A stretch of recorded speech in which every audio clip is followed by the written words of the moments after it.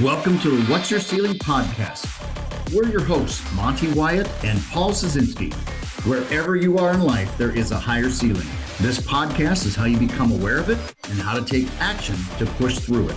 It's time to discover your ceiling. Before we get into this month's episode, here's a short message from Adding Zero's Executive Development. As CEO, you demand performance and results from your team. If you're committed to developing a cohesive, driven organization that achieves successful outcomes every single month, we need to talk. It's time to see how organizational and executive development from Adding Zeros can help. We focus on strategic planning, executive coaching, team alignment and engagement, organizational culture, and clarity of implementation. Contact Monty Wyatt by booking an appointment at www.addZerosNow.com. That's AddZerosNow.com. AddZerosNow.com. If you're ready, now is the time. I have a few coaching spots available for 2025. Lock in your team today. Now let's begin today's episode. Welcome to the What's Your Ceiling podcast, where we talk about your health, your family, your business. I'm your host, Monty Wyatt. If you're a CEO, business owner, or executive, this is the show for you. We call our audience the achiever because you're always striving for the next level. I'm looking forward to today's conversation. Our guest is Robert Nations. Robert has owned a Senior Helpers franchise in Northern California for over 17 years. Senior Helpers is the nation's premier provider of home senior care. And prior to Senior Helpers, Robert gained his experience working with companies ranging from startups to $3.5 billion in revenue. As an executive, he has a diverse background in franchising, nonprofits, business development, and consulting.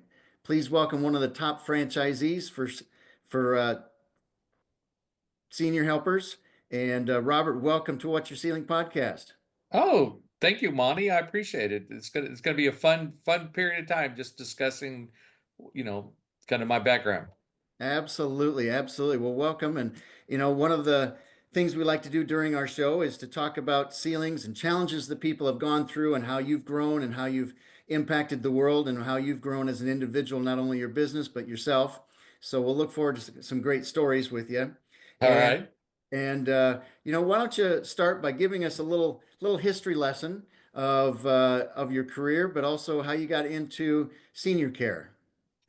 Well, I'm 30 years retired from the toy industry. I started my career, I like to say, dressing Barbie dolls and racing Hot Wheel cars because I started it at Mattel.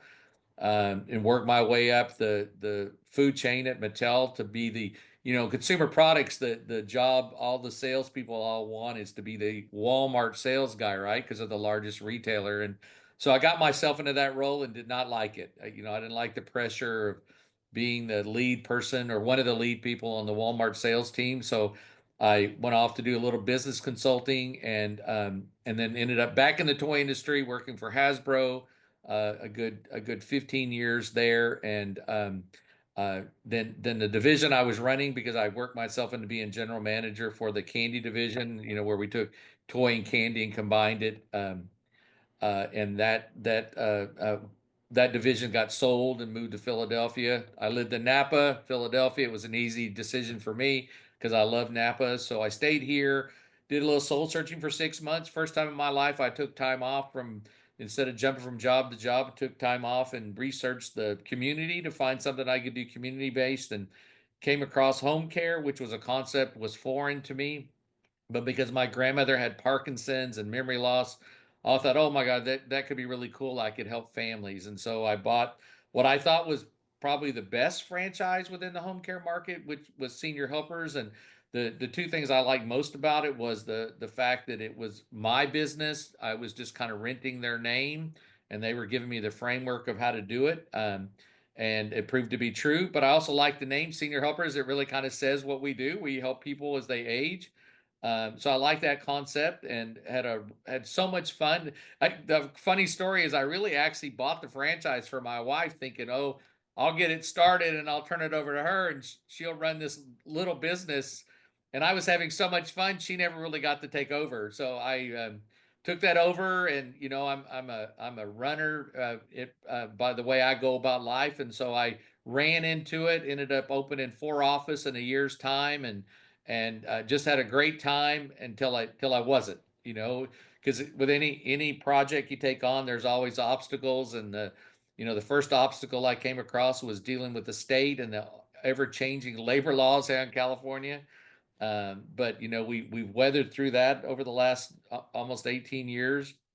And then, of course, we've had all kinds of natural disasters that we've dealt with. I don't know if you want me to stop talking, let you ask questions, or because I could just go on for a long period of time here. So, Well, you're doing great. I'd love to hear, the difference of going from corporate America to owning your own business. How did you have to change your mindset? How did you grow as an individual and what you thought about and how that change impacted you? well, it's interesting, even working for a corporation, I had always worked myself into a role that was very entrepreneurial, in how I went about it, even working for the big toy companies. For an example would be is that I determined that one of the toy companies I was working for that got bought by Hasbro wasn't in the grocery and drugstore market. So I took it upon myself to take on the drugstore and grocery store market and got that company into that business, which is a very entrepreneurial way of approaching it. And so I found that side of me. So when I left corporate America, I was like, okay, I've got this entrepreneurial side about me. I want to do something like that, and that's kind of what led me to wanting to do something in the community that was entrepreneurial. And that's where I went. Now, to answer your question directly, it is completely challenging when you've been used to corporate America making your paycheck, not having to worry about it, paying for health care. All those bennies that I got as an executive at Hasbro all went away. And it was like starting from square one in my early 50s. And I was like, oh my gosh, well, how am I going to do this? How am I going to pay both my company bills and my home bills, at the same time? So the first couple of years, I would say, was quite challenging with making ends meet, if you will. And unfortunately, we all remember 2008. Well, that's all was happening during 2008 to 2010. So it even added more to the challenge of doing all that. Absolutely, absolutely. So, you had that entrepreneurial spirit. What kind of things did you have to get ready for, running your own business? What was some of the changes that you had to think about? Well, it's twofold. Number one, I come from the toy industry, and moving into quote healthcare was a completely different animal. Again, I said a minute ago, I kind of run it live, so I absorbed as much information, went to every single training I could come across that would teach me as much about home care and healthcare and what I could do. So I spent a lot of time doing that, but I also spent a lot of time, trying to figure out how to do payroll and what are the tools that I need? Like how do I apply for workman's comp? Things I never worried about before, and what payroll company should I be using? And QuickBooks was a new thing for me. So there was lots to learn from learning about home care, health care, and then trying to learn how to operate an actual business. It started off with just me, and it grew to what is today about 350 total employees. So in that 17 and a half years, I mean, we and lots have happened in that period of time. But yeah, no, it's been a real learning curve, which I love, because the older you get, you want to stay engaged and continue learning, and it's been a learning experience all the way. You said 350 employees. That's wonderful. Yeah. And so how do you manage the business today? Do you have a general manager? Do you still do all the day-to-day stuff? How do you manage Well, the business? I've been very blessed. I've been very blessed. Number one, I've always believed that the sign of a good owner manager is how the longevity of their employees. And I have a number of staff members. My vice president of operations and finance have been with me for 11 years. My director of training's been with me for 12 years, and those are just a couple of examples of people that I brought in. And we've grown together, if you will. And I'm all about empowering. And so I learned letting go and empowering them to do their jobs. And to the extent that they've kind of replaced me, I was just telling somebody over coffee this morning is it as this has evolved. A couple of years ago they came to me and said, Bob, we really don't think you need to be coming to the office very much anymore. And I'm like, really? Because I had got to a point where they would come to me and ask a question, and I'd say, "Well, what would Bob say?" And they would tell me the answer that I would have given them. And I said, "So why'd you come and ask me? You should just be doing this. If you already know what I'm going to say, you have the authority to do that." And it evolved to the point where I very seldom go to the office. I mean, quite honestly, between the two VPs and the different directors I have, that they all kind of run the business day to day, and just send me reports, which is a lovely thing. I turned 65 yesterday, so it's a lovely thing at 65 not having to work as hard as I did. Absolutely. Absolutely. That's the dream of everyone. You got a great business and you got a great team. Now, how do you find your employees? Because that's a lot of people to be watching and making sure that you have doing what they need to be doing. Well, it's evolving thing, right? I mean, the internet has played an instrumental part as it's evolved over the last few years.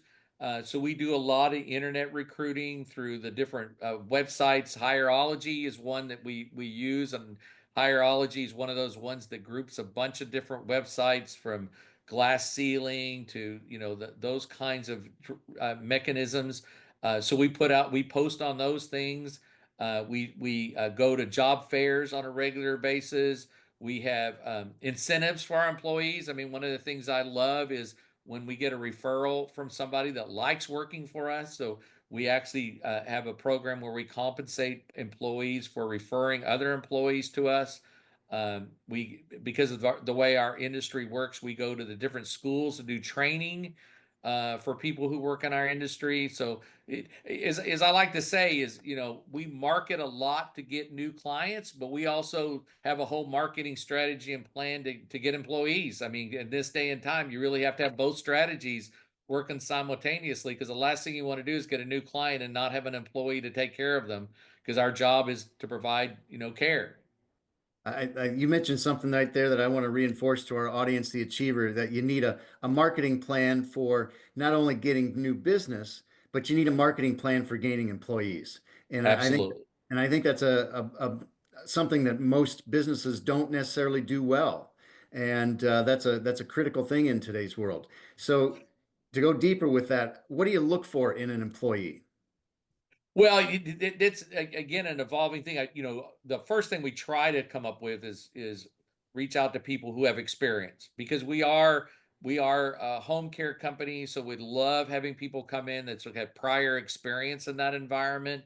But because sometimes that experience isn't exactly a good fit for us, so what we do is even if you come to us and say, "Oh, I took care of my mom," and found a passion for this, we'll accept that as experience. But we also like to see, because that on the job training is trial and error, and not necessarily trial and error is always the best.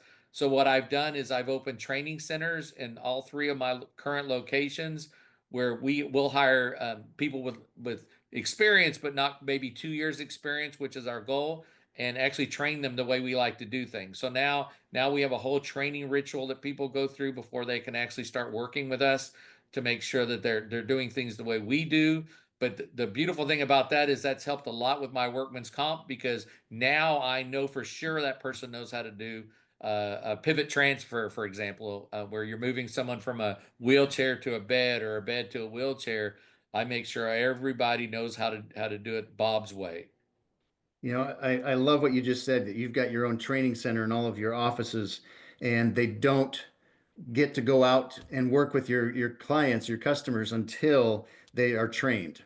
And Right. I think that's a fabulous way to train your people. And again, so many businesses out there, they put them right into the workforce and they need to be trained. So I think that's fantastic. So you have a whole staff on training. Yes. We have a director of training, and her job is to make sure all of our folks, as they come on board, both office staff as well as people that are on the front line doing the actual care, receive some type of training as they go into it. And the truth of the matter is, it's an investment, and it's an investment that actually provides for longevity with the company, because that person becomes so good at what they do, that if we take care of them, they tend to stay with us longer as well. So it becomes a return on my investment when I've spent that time. That doesn't always work. Not everyone's a good fit. But for the most part, I would say it becomes a retention tool for me as well. because people like working for us because they know we care. That's wonderful. How long do they normally get trained for before they go out? It varies depending on the person. We have about 10 hours of classroom training that we do. So it's at least a couple of weeks before everyone gets through it before it's all said and done. Very good. Very good. I'd love to hear more. You said you're writing a book. Is that correct? Yeah, that's an interesting thing. I had a company contact me last year and said, "Hey, Bob, we'd love for you to write a book." And I'm like, "What are you talking about? My life would be so boring. I can't imagine what I would talk about." But then I started writing notes about the concept and found that I had lots of stories to tell about the people that we've taken care of over the years. But they're more about my personal connection with people and the interactions we've had and what I hope when it comes out sometime next month. I'd hoped it was going to come out now, but we're a little behind on some editing. But my hope is someone will read a story and resonate with it as they're taking care of their parent or their loved one, and maybe I can help them with that based on my stories because there are a variety of stories, different scenarios of things that I've faced that and how I overcame the challenges of helping that person. I call it navigating the art of aging because whoever coined that phrase, the golden years, didn't know what they were talking about because sometimes as we age is not necessarily golden. It's a challenge, and having somebody like myself to help you navigate that, I think it's really important. Absolutely, absolutely. I want to talk about your belief system for a second here. And what I mean by belief system, were there any self-limiting beliefs along the way of your growth of your business or writing the book or hiring folks, whatever it might be, that really you had to break through that challenge of what you thought about something so you can get there, get to that place Oh, that you were oh, headed? Monty, you got to believe that self-talk is your worst nightmare sometimes, right? Because Yes. you don't believe in yourself, you don't believe you can do something. But through the course of this business, you learned, and I tell those stories about situations where I was put in where I didn't have a choice but to do something, right? The example, and I don't know, want to give you too much detail, but the example is I showed up at a lady's house one night because my caregiver was delayed and she needed to get her husband to bed. Well, I'm a toy guy. I don't know how to dress up, so I showed up, knocked on the door, and went through the motions of helping that man, get ready for bed. And unfortunately, he'd had an accident in his pants and the fun story that I tell in my book is how she said, "Oh, and by the way, his condom catheter is on the nightstand." And I went, "Condom catheter? What is that? What do I do with that?" And I'm like, I didn't know what. So those are fun stories that I tell about incidences where things got presented to me. I had no choice but to roll up my sleeves and make it happen. And I did. And they made me a better person for it, for sure. Absolutely. And I love how you say it. You just got to make it happen. No matter what you're going through, you've got to break through it. No matter what your belief system is, you've got to break through it and just do it. Just make it happen no matter what you're facing. So I love that. I love that. So how would you say you're different today than you were 5 years ago? Oh my gosh, I've really changed. You think about my evolution from being in the toy business and today, I'm all about the people around me. My first priority is to take care of the people, whether that's the people in my office or the people, our frontline people, what we call the caregivers, or it's taking care of our clients. That my first inclination is what's best for this person. By the way, and sometimes it's not the best business decision, but it's the right people decision. And I have to make that hard choice. And I've learned that making that people decision, I'm going to win in the end because people appreciate that, right? And so since I make that a priority now, and I you can tell you that as you said in the intro, I'm one of the top franchisees in the country because of that approach. It's all about the people first, business second, because if I take care of the people, the business will come. Give us an example of when you've made a people decision over a business decision. Oh, wow, that's put me on the spot there. I'm not sure. Yeah. Not sure if I have a good example out off the top of my head. So let me give a. I know we don't have a lot of time. Let me give a little thought into that, and come back to you with that. It happens all the time. I just can't. Nothing comes to mind right off the top of my head. Well, the reason I asked that is because I love that concept of people decisions coming before the business decisions. Oh, okay. So it just took me a second, Monty. So we have a lady that we take care of that really has no family members, and I through my networking, one of the things I pride myself is learning as much about the resources in the community as I possibly can, so that when I'm presented with something that I can't do or my company can't do, I have a resource that can help them. So this lady was living at home, was a fall risk. She uh, had medical care, but I needed help because there were elements to it that was beyond my scope. So I was able to bring in the PACE program. The PACE program is a fairly new program in the U.S., which provides your medical care through the government. And so I was able to champion her onto the PACE program, which took over her medical care, so I didn't have to worry about that. And because of the conflict of interest of me providing home care and getting her bills paid, always made me a little uncomfortable. So I was able to contact the county and get the county to conserve her, who was going to pay her bills. And I had to PACE people taking care of her medical, which left me in the middle to, kind of advocate for her. And what happened was, and how I had to make a decision, personal versus people versus money, is that there was only so much money to provide home care. She really couldn't afford, or the PACE people couldn't afford 24-hour care, for example. But I insisted on making sure that when she needed somebody, somebody was there, irregardless if I was getting paid. So there were times that I sent caregivers to her home, including me going to her home, and actually one incident where my wife went and sat with her, where we had to keep her safe. And I made the decision that I would pay for that care, irregardless of whether I was going to get reimbursed for it, just because it was the right thing to do for her. I love that because you said it a few minutes ago. This is a great retention tool. Getting not only your training, but putting people before the business. And it's a tough decision sometimes when you got money involved. But I love that you are putting people before others in that decision. And it's hard for a business guy, right? It's hard to come to terms with that. But at the end I won. Because let me just tell you how many people called me from resources that were involved with her on how much of an advocate I was for this woman who didn't have anybody, but secondarily, how I went to the next level of making sure she was taken care of and keeping her safe. It may not have financially benefited me when it came to her care, but let me tell you, when it comes time to send me a referral or talk to me about another family member, who do you think the first person they're going to think of, right? Because Absolutely. they know I'm going to take care of that person. So you can't be so short-sighted, and when you're looking at this situation, to focus just on that one situation. You got to look at the big picture and look at the impact that's going to have on the overall business based on the impression that you made.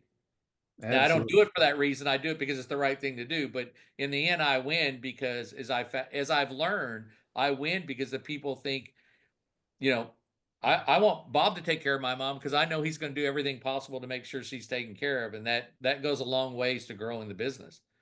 As business leaders, that thinking big picture is a very important trait.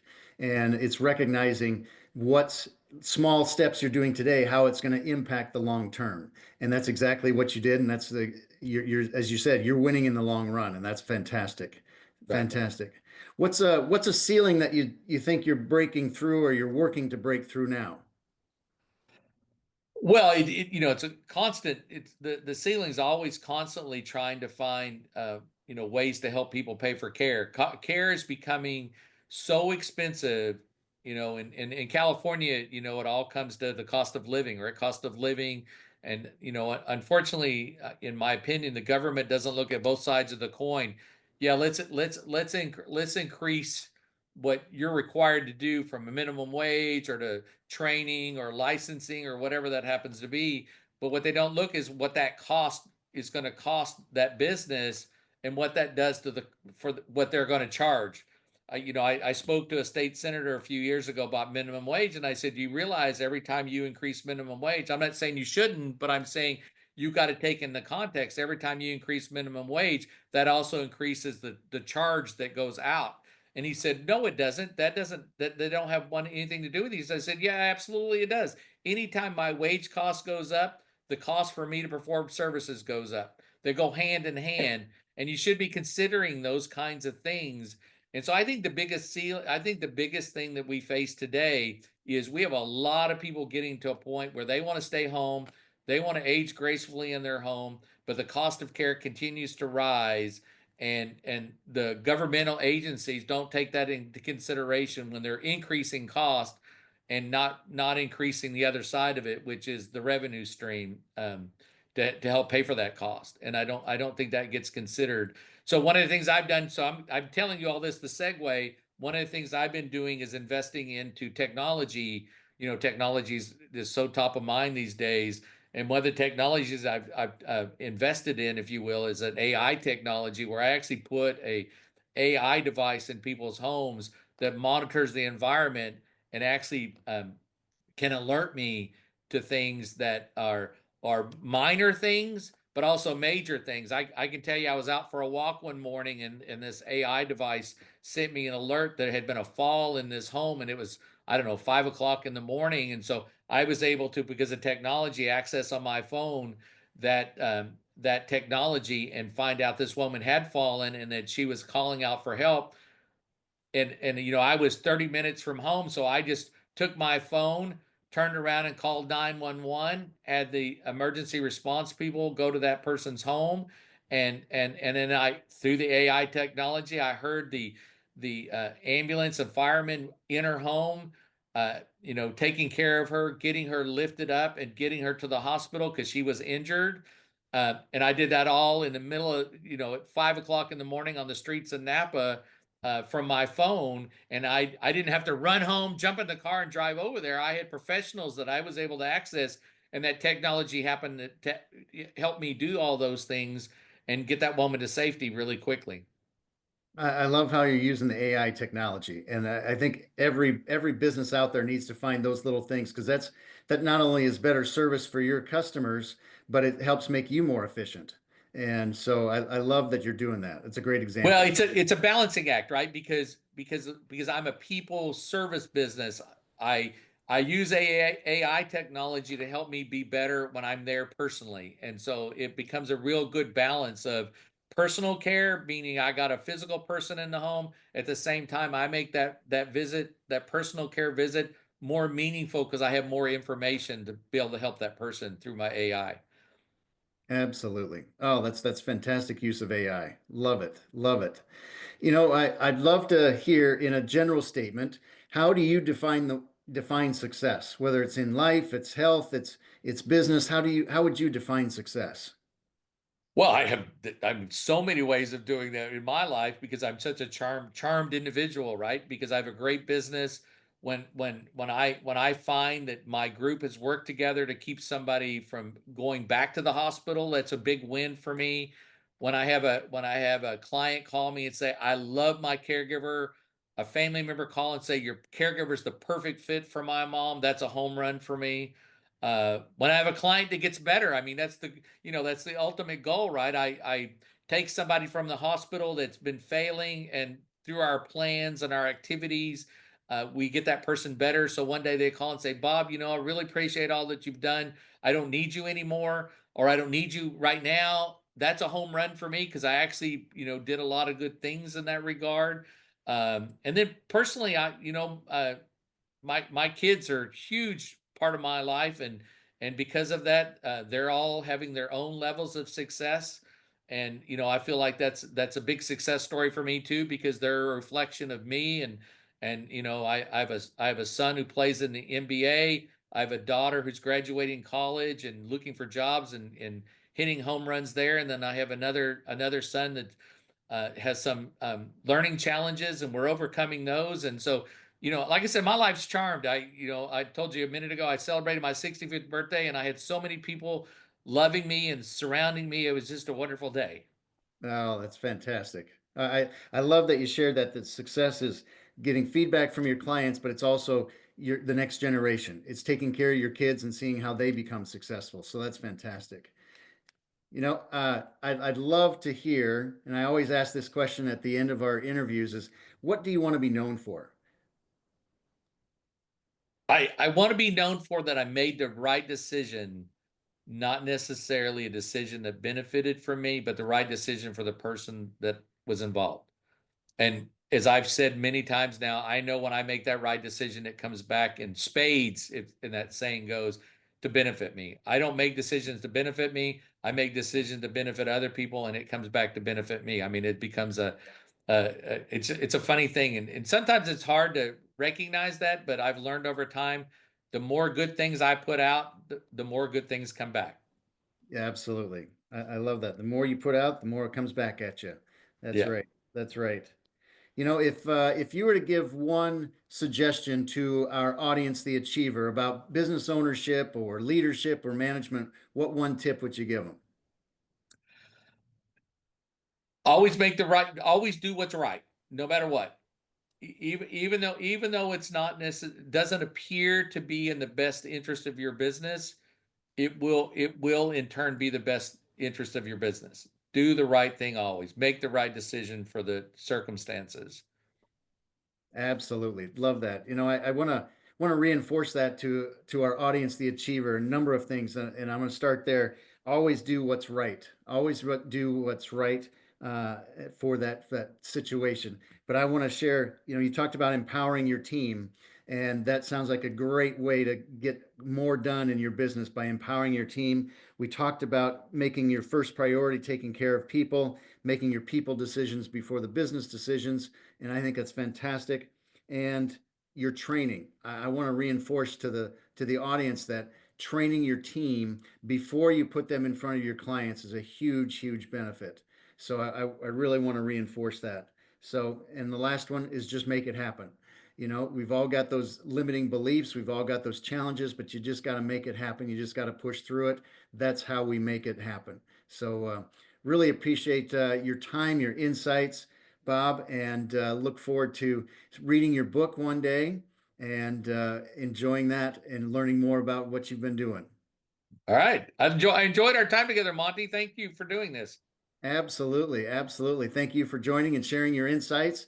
And to our audience, the achiever, keep growing, keep learning, keep keep pushing through that ceiling of knowledge and experience. And we'll see you next time on the show. Make sure you like and subscribe.